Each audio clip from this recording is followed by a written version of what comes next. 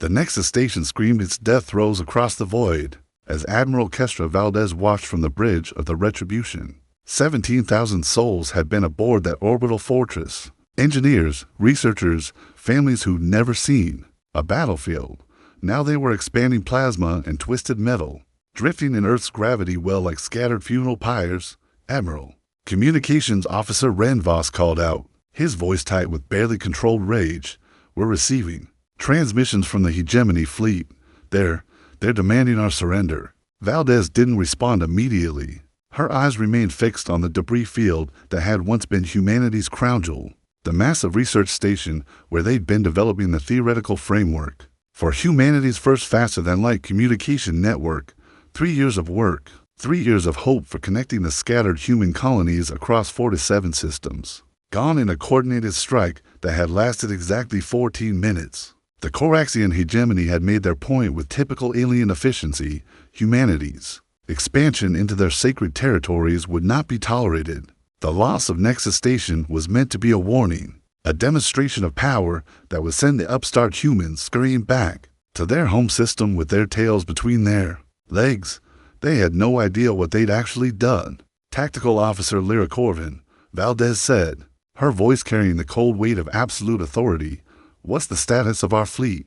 Corvin's fingers danced across her holographic displays. "We have 4 to 7 capital ships in system, Admiral. The Retribution, Vengeance, Fury, and Hammer are our heavy dreadnoughts. The Coraxians brought 73 vessels, including their flagship Dominion of Scales. They're maintaining formation at the edge of our defense perimeter." Valdez finally turned from the viewport, and every officer on the bridge felt the temperature drop several degrees. Her eyes, once described as warm amber by those who'd known her before the war, now held the cold fire of a star-going supernova. "Communications, open a channel to the Hegemony fleet. Full-spectrum broadcast.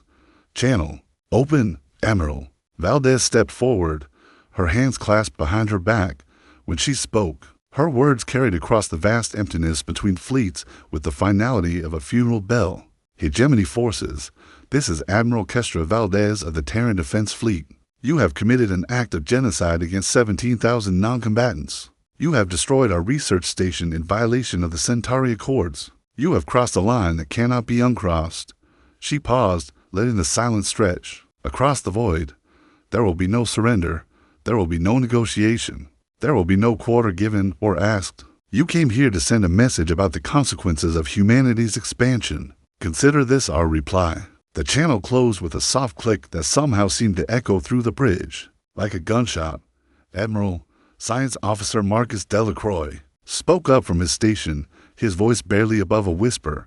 "We're outnumbered nearly 2 to 1. Valdez smiled, and it was the most terrifying expression anyone on the bridge had ever seen. "Officer Delacroix, in the past 72 hours, I've received casualty reports from 15 human colonies. The Hegemony has been systematically targeting our civilian populations, our research facilities, our children. They believe they understand warfare. They believe they understand consequence and retaliation." She moved to the tactical display, where the red dots of Hegemony's ships formed a predatory crescent around Earth's orbital space. "They are about to learn that humanity has been practicing warfare for 6,000 years. Every atrocity they've committed in the past week will be repaid with interest. Every civilian they've killed will be avenged tenfold." The bridge fell silent except for the quiet hum of life support systems and the distant vibration of the ship's massive engines. "All hands, battle stations," Valdez commanded. "Today, we teach the galaxy what happens when you make humanity angry." The first shots rang out at 14:27 Terras Standard Time, when the Coraxian heavy cruiser Fang of the Void launched a spread of plasma torpedoes at the Terran destroyer Lightning's edge. Captain Yuki Tanaka saw the incoming projectiles on her tactical display and made a split-second decision that would define the entire engagement. Instead of evading, she accelerated directly toward the torpedoes. "Captain, what are you doing?" Her exec, Commander Jace Reeves, shouted over the proximity alarms. "Teaching them that humans don't flinch," Tanaka replied, her fingers flying over the helm controls. "All batteries, target the Fang's port weapons array. Fire on my mark." The Lightnings edged up through the torpedo spread, her point defense systems shredding 2 of the plasma charges while her reinforced hull absorbed the impact of a third. The ship shuddered, atmosphere venting from her port side. But she held together long enough to unleash a devastating broadside at point-blank range. The Coraxian cruiser had been expecting the human ship to attempt evasive maneuvers, when the Lightning's edged instead close to knife-fighting distance. The alien crew was caught completely off guard. Terran railgun rounds, accelerated to significant fractions of light speed, punched through the Fang's armor like tissue paper. The Coraxian ship broke apart in a cascade of secondary explosions, its reactor core going critical in a brief, brilliant star that illuminated both fleets. First blood to humanity, Admiral Valdez noted from the bridge of the Retribution. All ships adopt Tanaka's tactics, close quarters, maximum aggression. Show them what desperation looks like. The Terran fleet surged forward as one, abandoning standard engagement protocols in favor of something far more dangerous, the kind of reckless, all-or-nothing assault that had characterized human warfare since the first caveman picked up a club. Hegemony Fleet Commander Vextar Corvani watched the human fleet's charge with a mixture of confusion and alarm. In 300 years of conquest, no species had ever responded to a demonstration of superior firepower by attacking more aggressively. The tactical computers aboard his flagship struggled to process the human fleet's movements, which violated every principle of sound military doctrine. They're insane, his tactical officer, Sub-Commander Rathival, hissed through his breathing apparatus. They're outnumbered, outgunned, and they're charging directly into our battle line. Adjust formation, Corvani ordered, enveloping maneuver. Surround them and destroy them piecemeal. But the humans had no intention of being surrounded. As the Hegemony fleet began its tactical repositioning, the Terran ships suddenly broke formation, scattering in seemingly random directions before reforming into smaller, more maneuverable squadrons. The heavy dreadnought Vengeance, commanded by Captain Rosa Delgado, led her battle group in a direct assault on the Hegemony's left flank. Her ships moved in perfect coordination, their weapon systems synchronized to create overlapping fields of fire that turned space into a lethal maze of energy beams and kinetic projectiles. The Coraxian battlecruiser Devourer of Worlds attempted to intercept Delgado's squadron, only to find itself outflanked by the destroyers Savage and Relentless. The two smaller ships worked in perfect tandem, one drawing the cruiser's fire while the other maneuvered for a killing shot.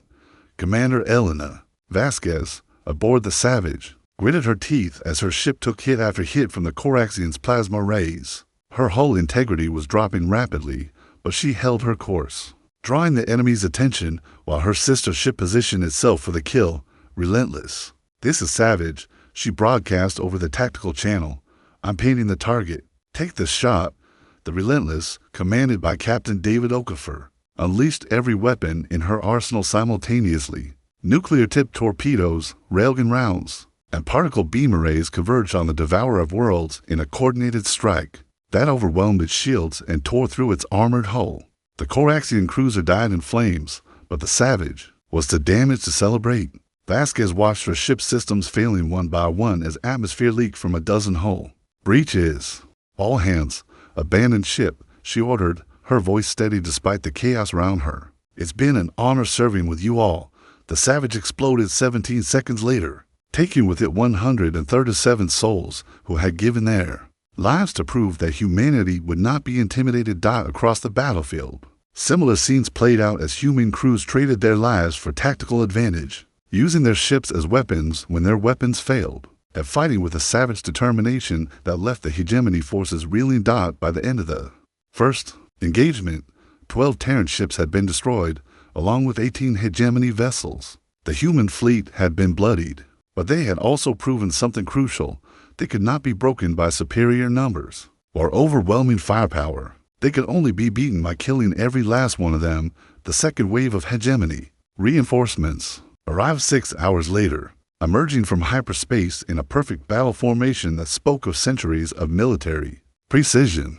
Admiral Valdez counted the new contacts on her tactical display and felt her heart sink. Despite her iron composure, 87 additional ships, including 3 of the Coraxian's massive siege dreadnought city-sized vessels designed to crack planetary defenses, the Dominion of Scales, Worldbreaker, and Eternal Conquest formed the core of what was now a fleet of 143 enemy vessels, against humanity's remaining 31 ships. Admiral, Officer Corvin reported, her voice carefully controlled. we're receiving reports from the outer colonies. The hegemony is launching simultaneous attacks on Kepler 440b, Proxima Centauri, and the Vega mining stations. They're not just targeting military installations anymore, they're hitting civilian populations. Valdez absorbed this information. Like a physical blow, the Coraxians weren't just trying to defeat humanity. They were trying to exterminate them, every human colony, every research station. Every gathering of more than a few thousand people was being systematically destroyed. How long until our deep space reconnaissance network can get us tactical data on those attacks? She asked. 17 hours for the nearest systems, Admiral, but based on preliminary reports, it looks like coordinated strikes designed to inflict maximum civilian casualties. Valdez turned back to the tactical display, where the enlarged hegemony fleet was slowly advancing on Earth's orbital defenses. They were taking their time now, confident in their overwhelming numerical advantage. Communications. Get me a direct link to Luna Base Command. I need to speak with General Alexander Petrov immediately. The holographic projector shimmered to life, revealing the weathered face of humanity's top military strategist. Petrov looked like he'd aged a decade in the past week, his gray hair disheveled and his eyes haunted by the weight of command. Kestra, he said simply, I've been monitoring your engagement. You've given them hell, but the numbers. I know the numbers, Alexander. I also know what they're doing to our colonies. They're not trying to defeat us, they're trying to genocide us. Petrov nodded grimly. I've been in contact with the Colonial Defense Forces. We're organizing evacuation protocols. But there are 47 systems to coordinate, and most of our fast transport ships are already committed to military operations. How many people are we talking about? Approximately 12 million civilians across all the outer colonies. We might be able to evacuate 30% before the hegemony fleets reach them. Valdez closed her eyes for a moment, doing the math that no commander should ever have to do. 8 million people were going to die unless she could somehow defeat a fleet 4 times the size of her own. Alexander, I need you to authorize the Prometheus Protocol. The silence that followed was deafening. The Prometheus Protocol was humanity's ultimate contingency plan, a strategy so ruthless and devastating that it had been classified at the highest level since its development. It involved weaponizing humanity's industrial capacity in ways that violated every treaty and convention of civilized warfare. Kestra, you know what you're asking for. The Prometheus Protocol isn't just about winning a battle, it's about fundamentally changing what kind of species we are. They made that choice when they started targeting our children, Valdez replied, her voice carrying the weight of absolute conviction. If we're going to be branded as monsters, let's at least be the monsters that our children get to grow up and become. Petrov was quiet for a long moment, weighing decisions that would echo through history. Finally, he nodded. Authorization confirmed. The Prometheus Protocol is active. God help us all. The channel closed, and Valdez turned to face her bridge crew. Every officer was watching her with a mixture of trust and fear, knowing that their admiral had just crossed a line that could never be uncrossed. Science Officer Delacroix, how long until we can implement the first phase of Prometheus? Delacroix's fingers flew across his console, pulling up industrial production schedules and logistics networks across the solar system. The automated factories on Europa can retool for military production within 8 hours. The asteroid mining platforms can be converted to weapons manufacturing in approximately 12 hours. Full implementation, 36 hours, Admiral. We don't have 36 hours, Valdez replied, watching as the hegemony fleet continued its inexorable advance. The Coraxians will be in optimal firing position within 14 hours. Then we buy time. Captain Delgado's voice crackled over the communications system from the Vengeance. Admiral, permission to take the remaining destroyer squadrons on a harassment run. We can't stop them, but we can slow them down. Valdez knew it was a suicide mission. The destroyers would be going up against the hegemony's siege dreadnoughts, with no hope of victory, but every hour they bought was another hour for the Prometheus Protocol to come online. Permission granted. Captain, make them bleed for every kilometer. As the human destroyer squadrons began their desperate charge against impossible odds, Valdez wondered if there would be anyone left alive to judge the choices she was about to make. The answer, she realized, depended entirely on just how far humanity was willing to go to survive. Captain Delgado's destroyer squadron hit the hegemony formation like a swarm of angry wasps, attacking the giant. The Vengeance, Thunderbolt, Spectre, and Nightmare came in from 4 different vectors. Their weapons systems set to maximum output and their crews prepared to die. The Coraxian Siege Dreadnought Worldbreaker was the first to respond, its massive plasma batteries swiveling to track the incoming human ships. Each weapon system was larger than most human destroyers, capable of vaporizing entire city blocks with a single shot. Commander Alexei Novak, aboard the Thunderbolt, watched the enemy Dreadnought's weapons track toward his ship and made a decision that would be remembered in military academies for centuries to come. Instead of attempting evasive maneuvers, he activated his ship's emergency overdrive system and launched every torpedo in his arsenal. Simultaneously, all hands prepare for ramming speed. Novak announced over the ship's intercom, his voice eerily calm. It's been an honor serving with you.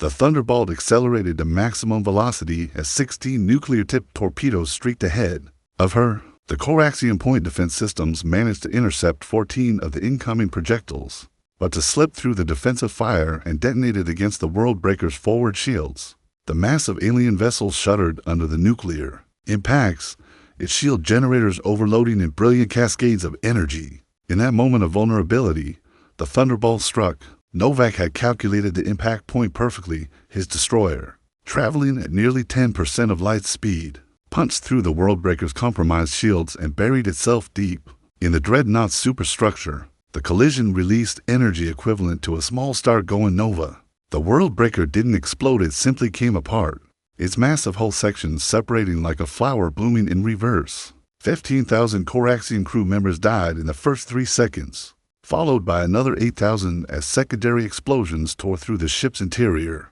Commander Novak and his crew of 147 had traded their lives for 23,000 enemy casualties. By any measure of military efficiency, it was a victory. By any measure of human cost, it was a tragedy. But it was only the beginning. The Spectre, commanded by Captain Yoshi Nakamura, used the chaos of the Worldbreaker's destruction to penetrate deep into the hegemony formation. Her ship's stealth systems, pushed far beyond their design limitations, kept her hidden until she was within point-blank range of the heavy cruiser talon of Retribution. Nakamura's strategy was different from Novak's suicidal charge. Instead of ramming, she ordered her crew to abandon ship in escape pods while she remained at the helm, piloting the Spectre on a complex maneuver that would position her ship's reactor core for maximum destructive effect. This is Captain Nakamura to all human forces, she broadcast as her ship's hull began to buckle under enemy fire. Remember us, remember what we died for, and make them pay for every drop of human blood they've spilled. The Spectre's reactor core detonated in a carefully controlled manner, creating a directed energy blast that carved through 3 Coraxian ships like a knife through paper. The heavy cruiser talon of Retribution was completely vaporized, while the destroyer's Swift, Death, and Void Stalker suffered catastrophic damage that left them drifting hulks. By the time the destroyer squadron's sacrifice was complete, they had managed to destroy or disable 11 hegemony vessels at the cost of their own complete annihilation. For human ships and their crews, 638 souls in total had inflicted casualties on nearly 40,000 enemy personnel. But the tactical situation remained hopeless. The hegemony still had overwhelming numerical superiority, and the human fleet was running out of ships to sacrifice. That's when the first phase of the Prometheus protocol came online. Admiral Valdez received the signal from Europa, base at 2147 Terra Standard Time. The massive automated factories on Jupiter's ice moon had completed their emergency retooling and were now producing weapons at a rate that would have been impossible using traditional manufacturing methods. Admiral Science Officer Delacroix reported, his voice tight with excitement and horror. The first batch of Prometheus weapons is ready for deployment. 12,000 units, fully autonomous, with tactical AI cores based on our most experienced combat veterans. Valdez studied the technical specifications scrolling across her display. The Prometheus weapons were unlike anything humanity had ever built. Swarms of intelligent, self-replicating military drones designed to operate independently for extended periods. Each unit was no larger than a baseball, but they carried enough destructive potential to cripple a capital ship. More importantly, they were programmed with the tactical knowledge and strategic thinking of humanity's greatest military minds. They would fight with human cunning, human ruthlessness, and human determination, but without the limitations of biological frailty. Deploy them, Valdez ordered. Target the hegemony's rear formations first. I want them to think they're being attacked by a new fleet.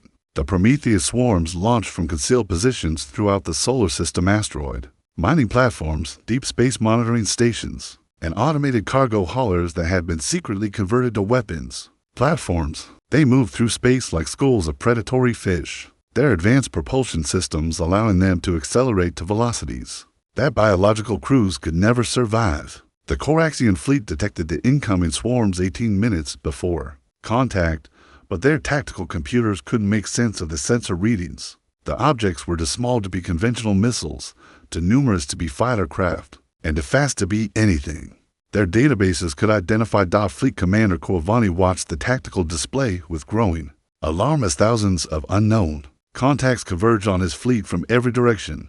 What are those things? He demanded. Unknown. Commander, his tactical officer replied. They're not matching any known human weapon systems. Shall we intercept?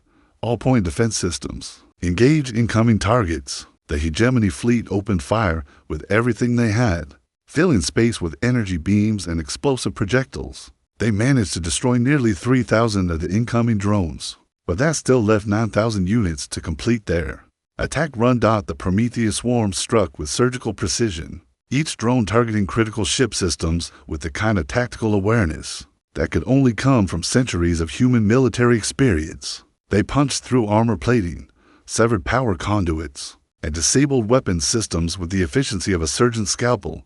Within minutes, the seemingly invincible hegemony fleet was reduced to a collection of crippled vessels drifting helplessly through space. But the real horror was yet to come. The drones that had completed their primary mission began to replicate, using materials salvaged from the damaged ships to build copies of themselves. The war had just entered a new phase, one that would test the very definition of civilization itself. The Coraxian response to the Prometheus attack was swift and brutal. Fleet Commander Corvani, his flagship Dominion of Scales listing badly from drone damage, issued an order that would haunt military historians for generations. All ships initiate planetary bombardment protocols.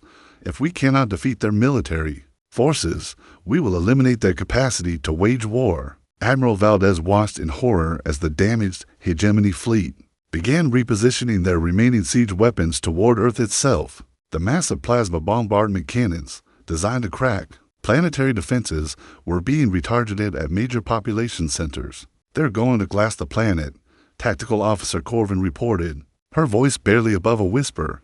New York, London, Beijing, Mumbai, they're targeting every major city simultaneously. Valdez felt something cold and terrible settle in her chest. The Coraxians had escalated beyond military conflict into pure genocide. There would be no negotiation, no surrender, no mercy for either side. This was now a war of extinction. All remaining ships, emergency acceleration toward Earth, she ordered. We intercept those bombardment weapons, or 2 billion people die in the next hour. The battered remnants of the Terran Defense Fleet 19 ships against the hegemonies. Remaining 87 began what would later be called the most desperate charge in human history. They had no chance of victory through conventional tactics, but conventional tactics had stopped mattering the moment the enemy decided to commit genocide. Captain Miranda Vasquez, aboard the heavy cruiser Defiance, took point as the human fleet closed the distance to the hegemony formation. Her ship had been damaged in the earlier engagements, her port weapons array destroyed and her hull breached in 17 places. But her crew fought their vessel with the determination of people who knew they were fighting for the survival of their species. The Coraxian destroyer Swift Vengeance moved to intercept the Defiance, its captain confident that his undamaged vessel could easily destroy the wounded human ship. What he didn't account for was the tactical innovation that desperation breeds. Vasquez had ordered her engineering crew to jury-rig the ship's damaged weapons array into a single, massive projectile launcher. When the Swift Vengeance closed to optimal firing range, the Defiance didn't return fire with energy weapons instead. She launched her entire port weapons array at the enemy's ship like a massive, explosive harpoon. The improvised weapon struck the Coraxian destroyer amidships, punching through its armor and detonating inside its engineering section. The Swift Vengeance broke apart in a cascade of secondary explosions, but the Defiance had paid a terrible price for the kill. The recoil from her improvised weapon had torn her own hull apart, leaving her drifting and powerless.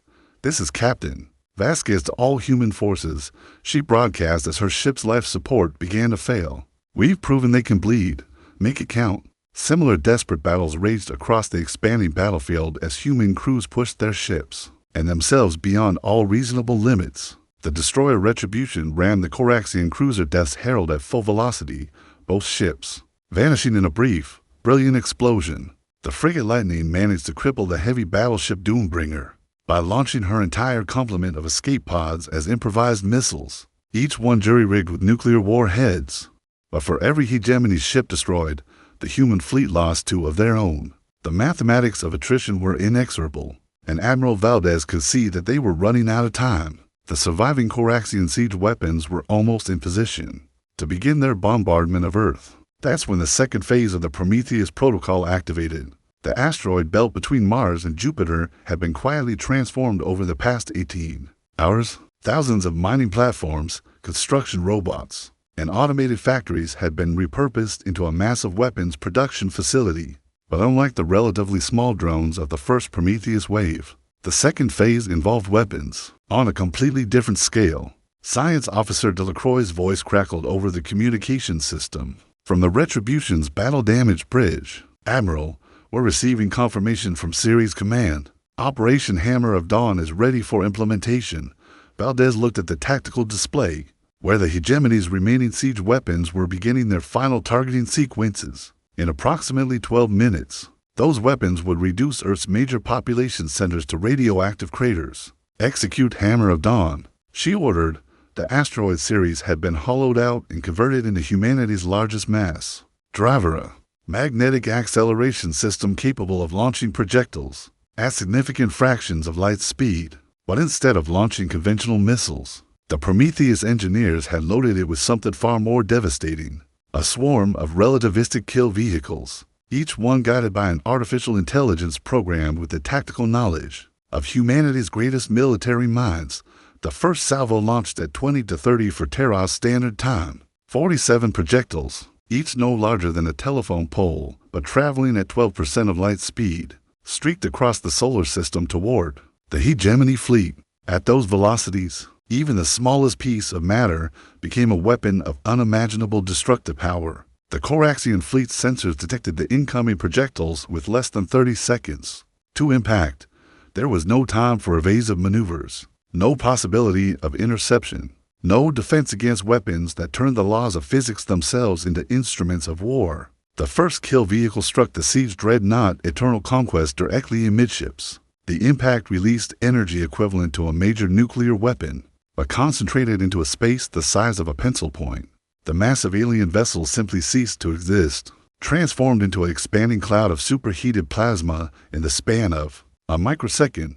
The second and third vehicles targeted the remaining siege weapons, destroying them before they could complete their bombardment of Earth. The 4th through 12th vehicles systematically eliminated the hegemony's remaining heavy cruisers, while the rest of the salvo carved through the enemy formation like a scythe-through wheat dot in the span of 9 to 7 seconds. The supposedly invincible Coraxian fleet was reduced from 87 ships to fewer than 20. The survivors, their formation shattered and their command structure decapitated, began desperately attempting to escape to hyperspace. But the Prometheus protocol had one more surprise in store. Part 6, Last Stand or Turning Point Surviving. Coraxian ships found their hyperspace engines offline, their escape routes blocked by a web of gravitational anomalies that made faster-than-light travel impossible. What they didn't know was that humanity had been quietly deploying gravity manipulation devices throughout the solar system, originally designed for deep space mining operations, but now repurposed as the ultimate tactical weapon. Fleet Commander Corvani, his flagship Dominion of Scales, one of the few vessels still capable of meaningful resistance, stared at his tactical displays in something approaching religious terror. In the span of a single day, his species' most powerful fleet had been systematically dismantled by what they had assumed was a primitive, technologically inferior civilization. Status report, he demanded, his voice carrying the weight of inevitable defeat. 17 ships remaining functional, his tactical officer reported. All siege weapons destroyed. Hyperspace drives offline across the fleet. We're trapped in system with no possibility of retreat. Corvani absorbed this information with the stoicism that had defined Coraxian military tradition. For centuries, his species had conquered 4 to 7 star systems through superior technology and tactical doctrine. They had never faced an enemy that responded to overwhelming force with even greater violence, or one that was willing to sacrifice everything for victory. Opened a channel to the human fleet. He ordered. Admiral Valdez received the transmission while standing in the wreckage of the Retribution's bridge. Her flagship had been badly damaged in the final engagement, half her crew dead or wounded, but her ship still functioned as the fleet's command center. The holographic projector flickered to life, revealing the reptilian features of the Coraxian fleet commander. Corvani's scaled face showed the kind of exhaustion that came from watching one's entire worldview collapse in a matter of hours. "Human Admiral," Corvani said, his translated words carrying a weight of profound defeat, "I request permission to discuss terms of surrender." Valdez stared at the alien commander for a long moment, her mind processing the tactical situation. The Coraxian fleet was trapped and outnumbered, their most powerful weapons destroyed, their escape routes blocked. By any reasonable measure, the battle was over. But Valdez was no longer thinking in terms of reasonable measures. "Commander Corvani," she replied, her voice carrying the cold finality of absolute judgment. "6 hours ago, your forces initiated bombardment of civilian targets across 17 human colonies. You have committed genocide against approximately 8 million non-combatants, including children who had never seen a weapon of war." She paused, letting the weight of that accusation settle across the communication channel. "There will be no surrender. There will be no mercy. There will be no survival for any ship in your fleet. You came here to teach humanity a lesson about the consequences of expansion. Consider this our final exam." The channel closed with a soft click that somehow carried the weight of a death sentence. Corvani stared at the blank holographic display for a moment, then turned to his bridge crew. "All ships, prepare for final engagement. If we are to die here, let us die as warriors." The remaining Coraxian vessels formed a defensive sphere around their flagship, their weapons systems powered to maximum capacity.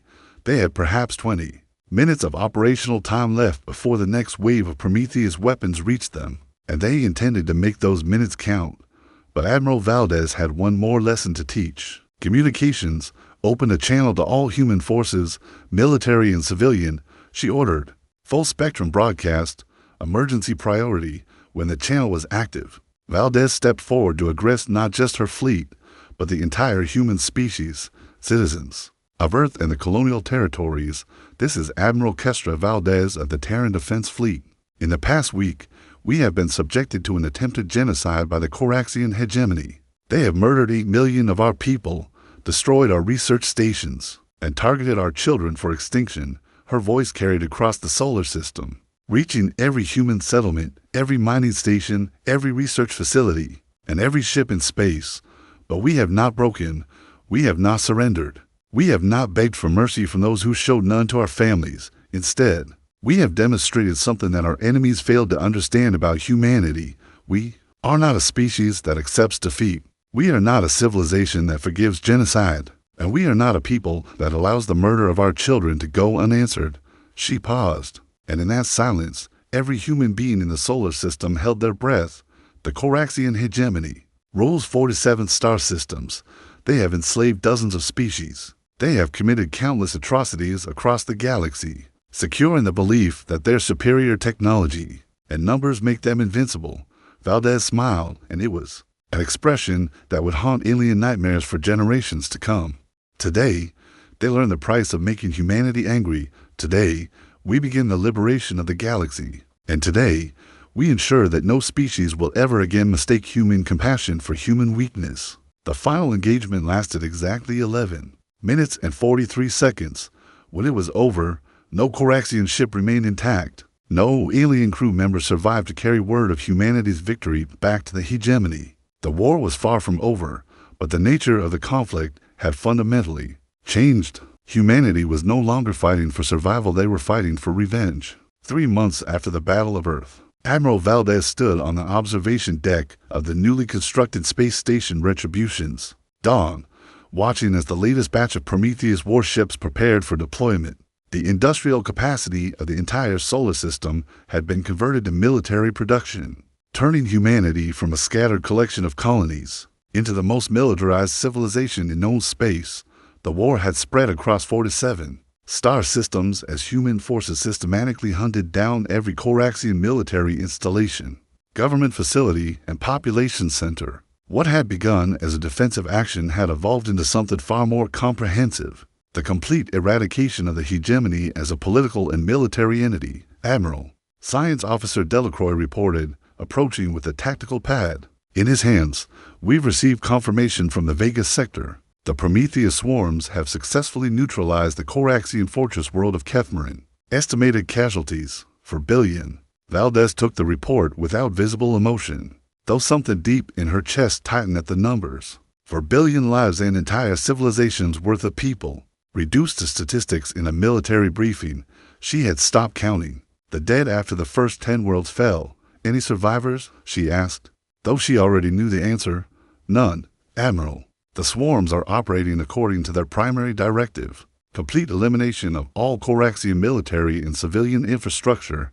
Valdez nodded, filing the information away with the dozens of similar reports she'd received over the past weeks. The Coraxian hegemony's 47 star systems were falling one by one, their populations systematically exterminated by weapons that fought with human intelligence, but without human mercy. Status on the remaining hegemony worlds: 15 systems still under Coraxian control, but our intelligence indicates they're beginning to fragment. Several outer colonies have attempted to surrender, but the Prometheus swarms don't recognize surrender protocols that had been an unintended consequence of humanity's ultimate weapon. The artificial intelligences that guided the Prometheus forces had been programmed with the tactical knowledge and strategic thinking of human military leaders, but they had also inherited humanity's capacity for absolute, uncompromising vengeance.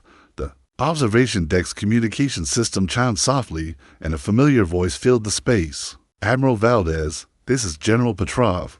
We need to talk. Valdez activated the privacy screen around her section of the observation deck before responding. I'm here, Alexander. What's the situation? Petrov's holographic image materialized, and Valdez was struck by how much older he looked. The weight of commanding a genocidal war was visible in every line of his face. We've received contact from the Galactic Concord, Petrov said without preamble. They're concerned about our military actions. The Galactic Concord was a loose alliance of spacefaring species that had maintained relative peace for the past 2 centuries. They had remained neutral during the initial Coraxian attacks on human colonies, citing non-interference policies and the need for diplomatic solutions. What kind of concern? Valdez asked. The kind that involves a fleet of 300 ships heading toward the Sol system. They're calling it a peacekeeping intervention to prevent what they term excessive retaliatory violence.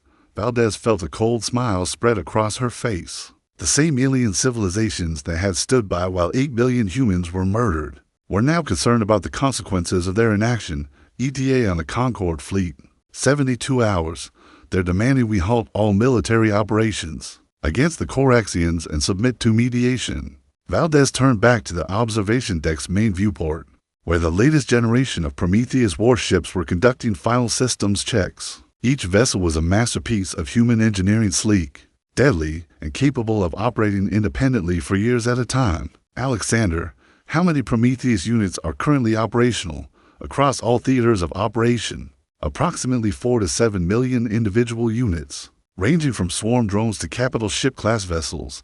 They're self-replicating at a rate of 12% per week, using materials salvaged from destroyed Coraxian installations. Valdez did the math quickly. In another month, humanity would have more autonomous warships than the rest of the galaxy combined. The Prometheus weapons had evolved beyond their original design parameters, becoming something unprecedented in galactic history, a completely self-sustaining military force that required no biological crews, no supply lines, and no rest. General, I want you to prepare a message for the Galactic Concord. Tell them that humanity appreciates their concern for galactic peace, and that we're prepared to discuss terms for ending hostilities. Admiral, what are you planning? Valdez's reflection in the viewport showed a woman who had been transformed by months of total war. Her eyes held the cold fire of someone who had seen too much death, made too many impossible choices, and emerged from the crucible of command with her humanity intact, but fundamentally altered. I'm planning to give them exactly what they're asking for, Alexander. Peace. The meeting took place aboard the Concorde flagship Harmony of Worlds, a massive diplomatic vessel designed to accommodate representatives from dozens of different species. The main conference chamber was a marvel of xenological engineering, with atmospheric controls and gravity fields adjusted to accommodate the various physiological needs of its occupants. Admiral Valdez entered the chamber flanked by a small diplomatic escort, her dress uniform immaculate despite the months of warfare she'd endured. The assembled Concorde representatives, insectoid Zephyrians, crystalline Vorthic, gaseous nebulans, and a dozen other species watched her approach with expressions ranging from curiosity to outright hostility. Chancellor Vexhaya the Zephyrian Collective, the Concorde's current rotating leader, gestured toward the central conference table with one of his forearms. Admiral Valdez, he said, his translated voice carrying the typical Zephyrian clicking undertones. We have called this meeting to discuss an immediate cessation of hostilities between humanity and the Coraxian hegemony. The level of violence you have unleashed exceeds all reasonable bounds of military action. Valdez took her seat at the table, her expression carefully neutral. Chancellor, I appreciate the Concorde's concern for galactic stability. However, I'm curious about something. Where was this concern when the Coraxians were systematically exterminating human colonies? The Coraxian actions were indeed regrettable, Chancellor Vexhai replied, but they were limited in scope and duration. Your response has resulted in the deaths of billions of sentient beings across multiple star systems. 43 billion, to be precise, Valdez said, her voice carrying no emotion whatsoever. That's the current casualty count from our military operations. Would you like me to break that down by species, age group, or method of termination? The chamber fell silent. Several of the Concorde representatives shifted uncomfortably in their seats, clearly unprepared for such clinical discussion of mass casualties. Admiral, the Vorthic representative interjected, its crystalline form pulsing with agitated colors. Surely you understand that such levels of destruction cannot be allowed to continue. The Coraxian hegemony has agreed to make reparations for their actions against humanity. Valdez laughed, and the sound was like ice breaking in a winter river. Reparations? Chancellor, let me explain something about human psychology that your diplomatic corps seems to have missed. When you murder 8 million of our people, including children, elderly civilians, and non-combatants, you don't get to negotiate reparations. You get to die. She stood, her hands clasped behind her back in a gesture that every military officer in the galaxy would recognize as a prelude to the delivery of an ultimatum. The Coraxian hegemony will be completely destroyed. Every world they control will be liberated. Every ship in their fleet will be reduced to scrap metal. Every government official who authorized attacks on human civilians will be executed. This is non-negotiable, Admiral, Chancellor Vexhai said, his voice taking on a harder edge. You cannot simply ignore galactic law and international treaties. The Concorde has a responsibility to prevent genocide, regardless of the species involved. Valdez smiled, and every representative in the chamber felt their species equivalent of a chill run down their spine. Chancellor, you're absolutely right. The Concorde does have a responsibility to prevent genocide. You failed to meet that responsibility when the Coraxians were murdering human children. But don't worry, we've learned from your example. She activated a holographic projector, filling the chamber with tactical displays showing the current positions of human military forces throughout the galaxy. Humanity now possesses the largest autonomous military force in galactic history. Our Prometheus weapons are self-replicating, self-directing, and completely loyal to human interests. They require no biological crews, no supply lines, and no rest periods. They can operate independently for decades, adapting to new threats and developing new tactics as needed. The tactical display zoomed in on the Coraxian hegemony's remaining territories, showing the steady advance of human forces as they systematically conquered world after world. We estimate that the Coraxian hegemony will be completely eliminated within 6 months. After that, our forces will be available for other operations. Now, I want each of you to consider something very carefully. Valdez turned to face the assembled representatives directly, her gaze sweeping across the chamber like a searchlight. What do you think happens when a species that has been subjected to attempted genocide gains the military capacity to prevent it from ever happening again? The silence in the chamber was absolute. The answer, Chancellor, is that they make sure it never happens again to anyone, ever. She deactivated the holographic display and straightened her uniform. Humanity is prepared to offer the Galactic Concord a choice. You can work with us to establish a new galactic order based on the principle that genocide is unacceptable under any circumstances, and that any species that attempts it will face complete annihilation, or you can oppose us and learn firsthand why the Coraxians are going extinct. Chancellor Vexheim leaned forward, his forearms tensing with what Valdez recognized as barely controlled anger. Are you threatening the Galactic Concord, Admiral? I'm offering you the same choice we offered the Coraxians 3 months ago, Chancellor. You can coexist peacefully with humanity, or you can try to stop us, but understand this: if you choose to oppose us, you won't be the first species to learn that making humanity angry is the last mistake you'll ever make. Valdez gathered her escort and moved toward the chamber's exit. At the doorway, she paused and looked back at the assembled representatives. You have 72 hours to decide. After that, we assume you've chosen poorly. 1 year later, Admiral Valdez stood once again on the observation deck of Retribution's Dawn. But the view had changed dramatically. Instead of military preparations, she watched as human construction crews worked alongside representatives from dozens of liberated species to build the new Galactic Defense Network, a system of interconnected monitoring stations and rapid response fleets designed to prevent genocidal conflicts before they could begin. The Coraxian hegemony was gone, reduced to scattered archaeological sites and historical footnotes. The Galactic Concord had been reformed into the Galactic Defense Alliance, with humanity serving as the primary military force, and other species contributing according to their capabilities and interests. Science Officer Delacroix, now bearing the rank of Admiral himself, approached with a daily status report. Admiral, we've received confirmation from the Andromeda sector. The last Coraxian holdout worlds have surrendered unconditionally. The species is requesting relocation to reservation worlds under human protection. Valdez nodded, accepting the report. The few surviving Coraxians, perhaps a few million individuals out of a population that had once numbered in the trillions, would be allowed to live under strict supervision. They would serve as a reminder to the galaxy of what happened to species that chose genocide as a political strategy.